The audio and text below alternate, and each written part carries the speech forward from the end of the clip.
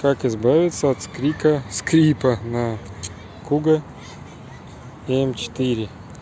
Задние амортизаторы набил мануал 8103, хотя советовали 8104.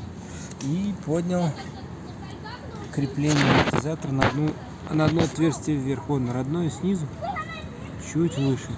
Рассверливается отверстие, нарезается резьба.